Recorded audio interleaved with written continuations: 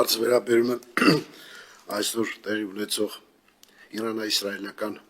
հակամարտությանը, ինչ վտանգներ եւ ռիսկեր ենք տեսնում մենք, որովհետեւ տնտեսությունը չի կարող ստերիլ գործել եւ չի կարող որևէ հակամարտություն, որ հատկապես տարածաշրջանային հարևան երկիրն է ներգրաված, պետք է որ մենք ռիսկերը հաշվարկենք, հասկանանք տնտեսության համար ինչ նախապատրաստական աշխատանքներ պետք է կատարենք, որպեսզի տնտեսվարողները դժվարություններ չունենան։ Եվ ձեր գնահատականը այլևս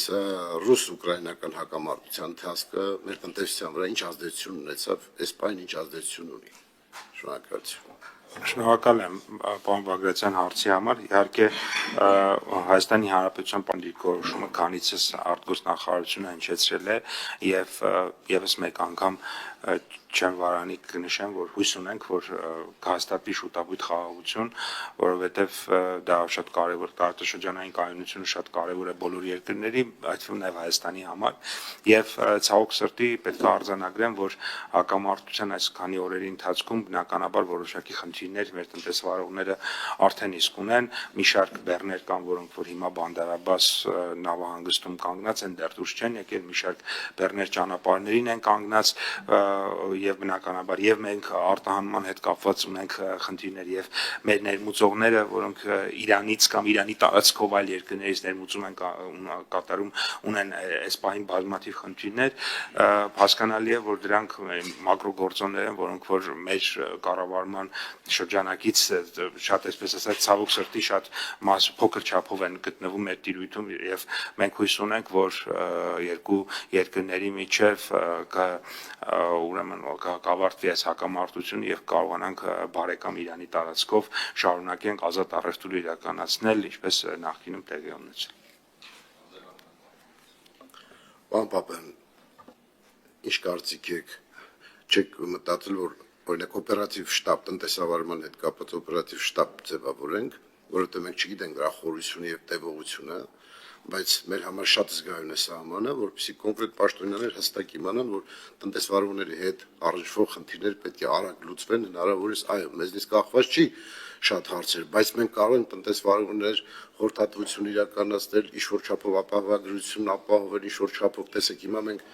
խնդիր ունենք Վրաստանում գինեգործների հետ կապված եւ արդեն ամսից ավելի 2 ամիս է մենք այդ բարդությունը ունենք եւ չենք կարողանում լուծել։ Իսկ եթե պատերազմական ավելի ծանր վիճակ լինի, ավելի բարդություններ կառաջանան։ Իսկ մեր խնդիրն է, որ տնտեսությանը ապահովենք հնարավորինս անվտանգ ընթացքով։ Այս իմաստով ինչպես է գնահատում։ Շնորհակալություն։ Շնորհակալ եմ, պարոն Բագրատյան, իրականում